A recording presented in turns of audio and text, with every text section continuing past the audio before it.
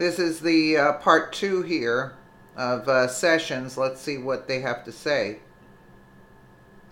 Is John Huber enough? I mean, he's a very good prosecutor. He gets accolades from all over the place. But is he enough to investigate this whole slew of stuff that's cropped up?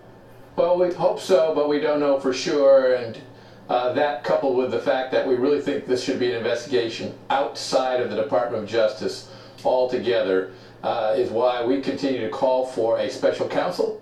Congressman Bob Goodlatte, chairman of the House Judiciary Committee, telling me on Saturday that while the man Sessions has hired to investigate possible FBI and DOJ manipulation of the FISA courts during the election, we still need a special counsel. To Judge Andrew Napolitano, Fox News senior judicial analyst. Goodlatte's a smart guy. He's also a very sober guy. He doesn't get involved in these extraordinarily partisan battles. But he does think that just this one prosecutor is not enough, that you need a special prosecutor outside of the Justice Department in order to get the job done. What do you think, Judge? Well, remember, the special prosecutor, the person we call the special prosecutor, must come from outside the Justice Department, but all of his or her tools come from inside the Justice Department.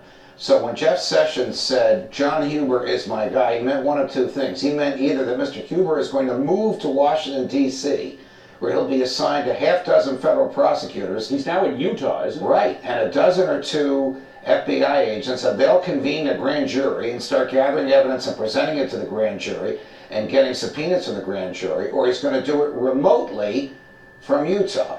If he does it in Washington, D.C., he is a de facto special counsel. He will be doing the same thing that a new special counsel. Let me just drill down on that for a second, because I asked Mr. Goodlatte, I said, look, does he have subpoena power? Yes. Does he have the power to convene a grand jury? Yes.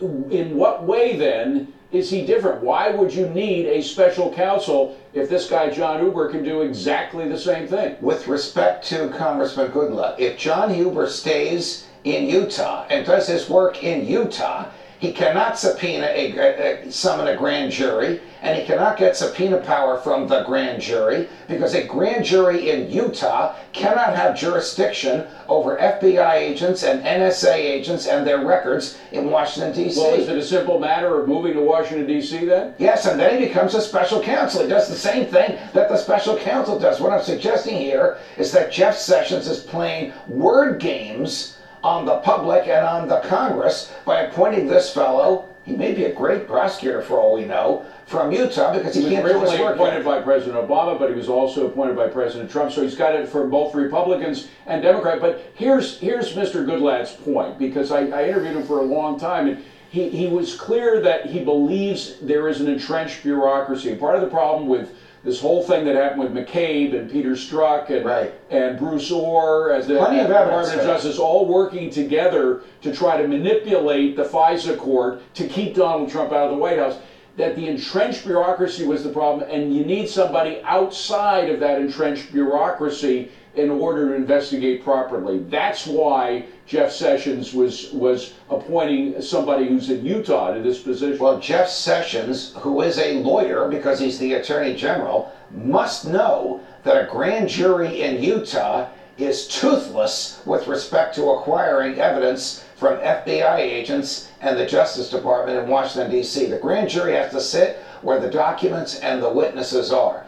Now, there are three issues being investigated: the abuse of FISA, the premature exoneration of Mrs. Clinton, and the premature exoneration of President and Mrs. Clinton in the Uranium One deal. All of those documents and all of the witnesses are government employees in Washington, D.C., which cannot be reached by a grand jury or a prosecutor. Judge, here's the problem, and I know you know it well because we've talked about it. You have this entrenched bureaucracy. Some people call it a deep state.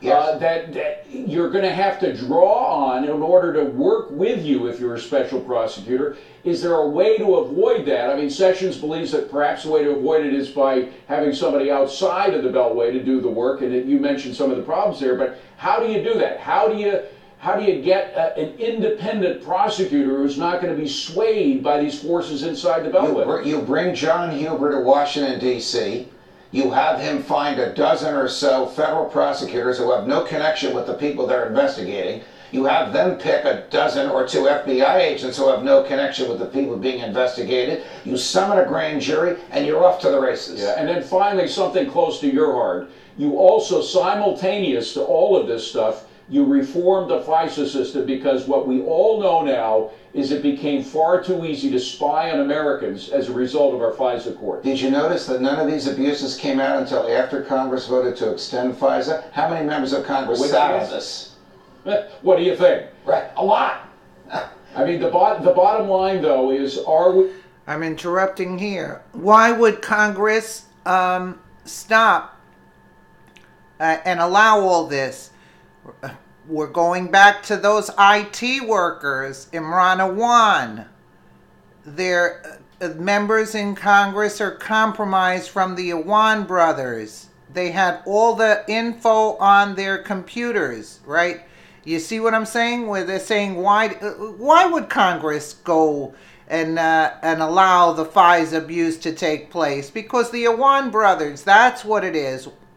Simultaneous to all of this stuff, you reformed the FISA system, because what we all know now is it became far too easy to spy on Americans as a result of our FISA court. Did you notice that none of these abuses came out until after Congress voted to extend FISA? How many members of Congress sat on this?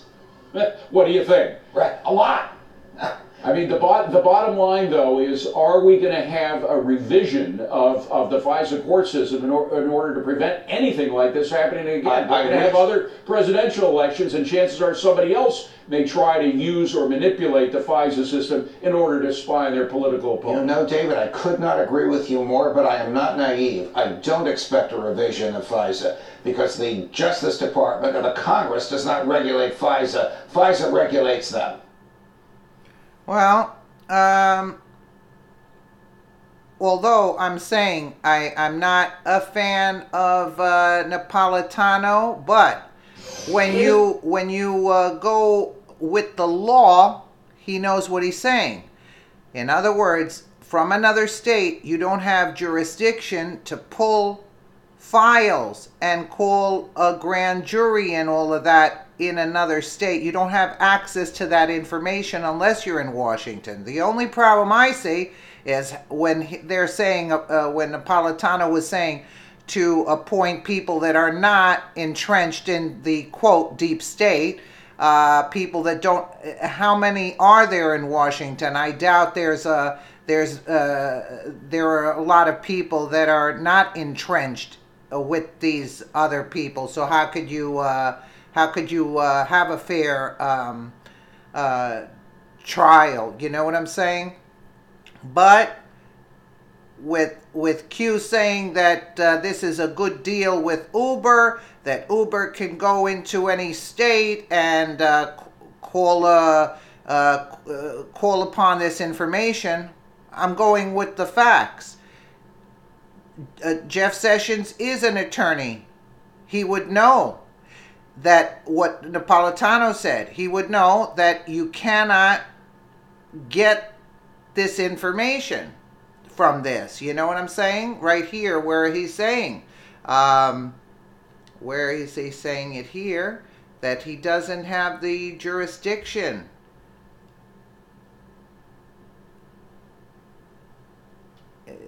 Sessions says John Uber is my guy. Okay. He meant that either that Mr. Uber is going to move to Washington, D.C., where he'll be assigned half a dozen federal prosecutors and to convene the grand jury. Okay. But says if he does it in Washington, D.C., he is a special counsel. And Napolitano points out that if Uber stays in Utah, he cannot summon a grand jury. And he cannot get subpoena power from the grand jury. Because a grand jury in Utah cannot have jurisdiction over FBI agents and NSA agents and their records in Washington, D.C. See what I'm trying to say? So either Sessions is right here. that Napolitano says, essentially, if John Uber moves to what he becomes a second special, if he stays in Utah, he's a diversion.